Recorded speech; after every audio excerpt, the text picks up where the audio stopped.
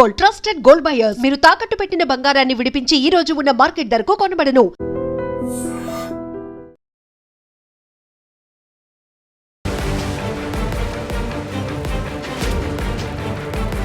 నమస్కారం, welcome to I dream media.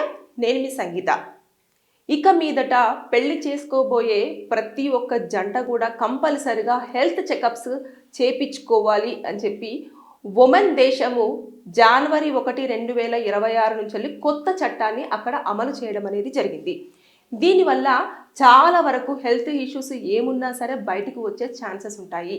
అందులో ఎక్కువగా జెనెటికల్ ప్రాబ్లమ్స్ కానివ్వండి, హెచ్ఐవి కానివ్వండి, లేదంటే హెపటైటిస్ కానివ్వండి, ఇక పోతే ఇంకా కొన్ని ఇన్నర్గా కొన్ని సమస్యలు ఉంటాయి. అవి ఎవరికీ తెలియదు కూడా.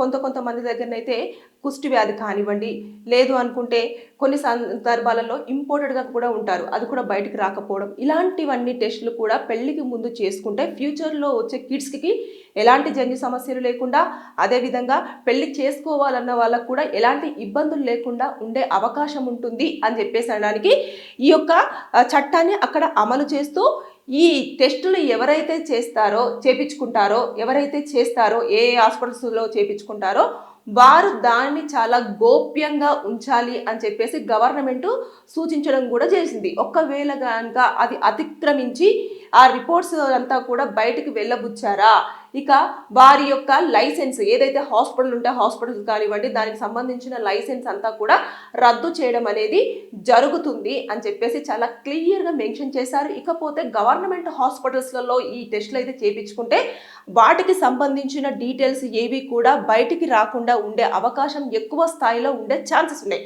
రీజన్ ఏంటంటే గవర్నమెంట్ ఆల్రెడీ చట్టం ప్రకారంగానే నడుచుకుంటుంది కాబట్టి, తర్వాత చట్టం ఏ చెప్తే దాన్ని ఫాలో ఎక్కువగా అవుతుంది కాబట్టి దానికి సంబంధించిన డీటెయిల్స్ అన్నీ కూడా ఉంటాయి. ఇది ఎంత మంచి విషయం అంటే చాలా మంది మేము చూస్తూ ఉంటాం కదా, వారికి ఎలాంటి డిసీజెస్ ఉంటాయో కూడా అవన్నీ చెప్పకుండా వాళ్ళు పెళ్ళిళ్ళు చేసుకుంటారు. పెద్ద పెద్ద సమస్యలు ఉంటాయి, ఆరోగ్య సమస్యలు, అవన్నీ కూడా చెప్తే ఎక్కడ పెళ్లి జరగదో, ఎక్కడ పెళ్ళి ఆపేస్తారో, లేకపోతే ఎక్కడ నా కొడుకు కానీ కూతురు కానీ పెళ్లి జరగకుండా ఉంటుందో, సింగిల్గా ఉండిపోతారో అని చెప్పేసి వాళ్ళు ఎవరికి చెప్పకుండా వివాహం అయితే చేపించేస్తారు. చేసిన తర్వాత మేము అనుకున్నామా, మాకు తెలియదు ఇట్లా జరుగుతుందని అని చెప్పేసి ఇంకా చాలా వరకు డివోర్స్ల కేసులు మ్యాక్సిమం ఇలాంటి హెల్త్ కండిషన్స్ మీద చాలా వరకు కూడా ఉండడం జరుగుతుంది. ఇక్కడ మనం చూస్తూ ఉంటే ఇక అక్కడ ఉమెన్లో పెట్టారు కాబట్టి అక్కడ కనుక ఆ చట్టం నిజంగానే అప్లికేబుల్ అయిపోయి జంటలు కొత్తగా పెళ్లి చేసుకునేవారు మ్యారేజ్కి ముందే ఆ హెల్త్ చెకప్స్ అన్ని చేయించుకుంటేనే వివాహం చేసుకుంటారు. అది కంపల్సరీగా అక్కడ మ్యాండేటరీ చేశారు కాబట్టి చాలా వరకు కొన్ని హెచ్ఐవి కేసులను కానివ్వండి, లేదు అనుకుంటే ఏదైనా ఇంపోర్టెడ్గా ఉన్న వాళ్ళని కానివ్వండి, లేదు అంటే జన్యు సమస్యలు ఉన్న వాళ్ళని కానివ్వండి, మనం కొంచెం కంట్రోల్ చేసినట్టు వారికి ఏదైనా ఎక్కువ స్థాయిలో ఏదైనా డిసీజెస్ ఉంటే వాటికి మెడిసిన్స్ కానివ్వండి ప్రొవైడ్ చేయడానికి చాలా రకాలుగా ఆస్కారం ఉండే ఛాన్సెస్ ఉంది. ఇక్కడ చూసుకుంటే కొంతమంది పాపము అమ్మాయిలు చాలా ఎంతో ఆసక్తితోటి పెళ్లి చేసుకోవడం జరుగుతుంది. లైఫ్లో ఎన్నో అంటే కొన్ని కళలతోటే వెళ్తూ ఉంటారు కదా, డ్రీమ్స్ పెట్టుకుంటారు.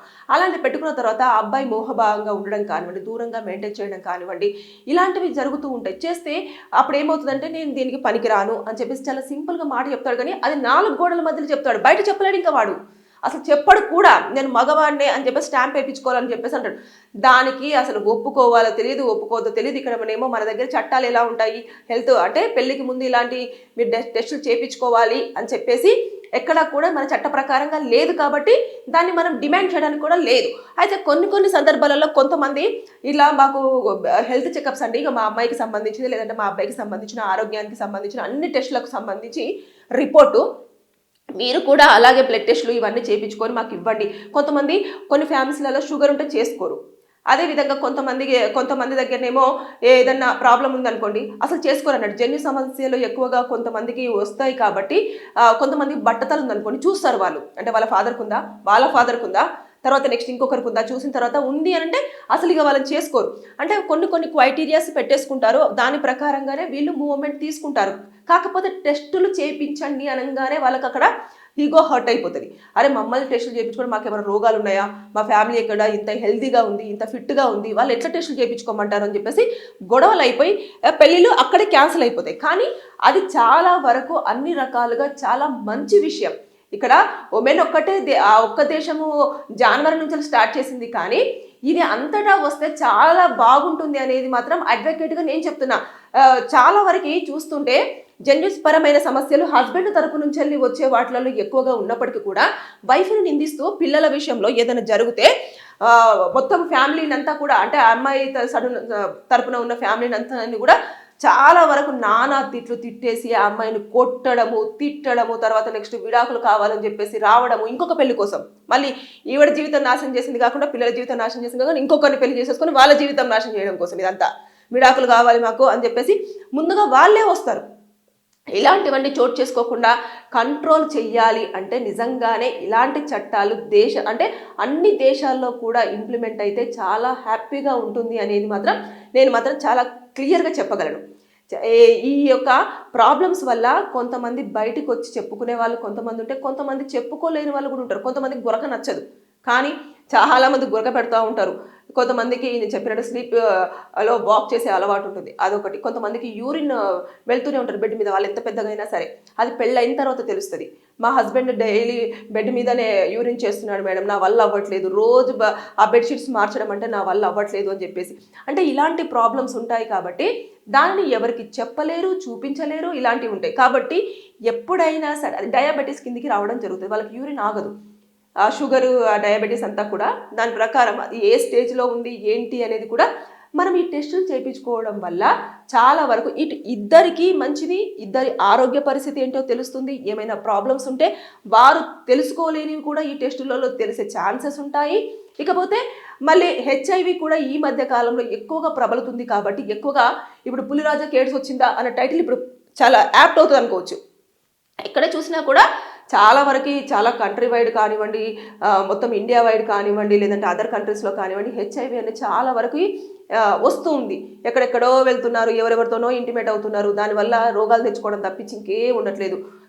అందుకోసమని ఈ యొక్క ఏదైతే కంట్రీ పెట్టిందో జనవరి 1 నుంచి వెళ్ళి చాలా మంచి చట్టం అని నేనైతే చాలా అప్రిషియేట్ చేస్తున్నాను. మన దగ్గర కూడా వస్తే అన్ని రకాలుగా బాగుంటుంది. చాలామంది అమ్మాయిలు అబ్బాయిలు కూడా చాలా సేఫ్గా వాళ్ళ లైఫ్ని వాళ్ళ పార్ట్నర్స్తో కూడా ఎంజాయ్ చేయడానికి ఉండే ఛాన్సెస్ ఉంటాయి. మనం చూసుకుంటే కోట్లలో ఆ రోగాలు మేము ఫస్ట్ టైం వింటామండి. వాళ్ళు తీసుకొని వస్తారు కదా మెడికల్ సర్టిఫికేట్స్, తీసుకొని వచ్చిన తర్వాత చూస్తే అది ఒక టైప్లో ఉంటుంది అన్నట్టు. చాలా రకరకాలుగా ఉంటాయి, వాళ్ళ బిహేవియర్ ఏందో ఉంటుంది. తర్వాత నెక్స్ట్ వాళ్ళు ఉంటుంది, ఒక టైంలో ఒకలా ఉంటారు, ఒక టైంలో ఇంకొకలా ఉంటారు.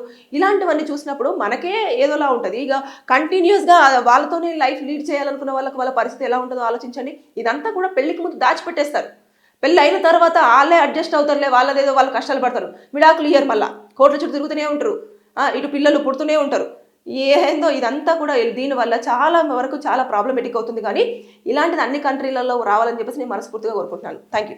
And for more videos, Please subscribe to iDream. Please subscribe to iDream. Please subscribe iDream. And please subscribe to iDream. For more videos, subscribe to iDream. please like, share and subscribe to the channel. Congratulations, iDream. Subscribe to iDream. Subscribe to iDream. So subscribe to iDream Media. iDream ki iDream team andarki huge congratulations. Please subscribe iDream Media. Please subscribe to iDream. Subscribe iDream. Please subscribe to iDream. iDream అంటే నా కళల ఛానల్ను subscribe చేసుకున్న నోరు తిరుగుతలేదు, మీరైతే గంట గుర్తు కొట్టండి. For more such videos, please subscribe to iDream. Subscribe to iDream. Please subscribe to iDream. Please subscribe iDream Media. Please do subscribe to iDream. Please subscribe to iDream Media. For best entertainment and information, please subscribe iDream. And don't forget to subscribe to iDream.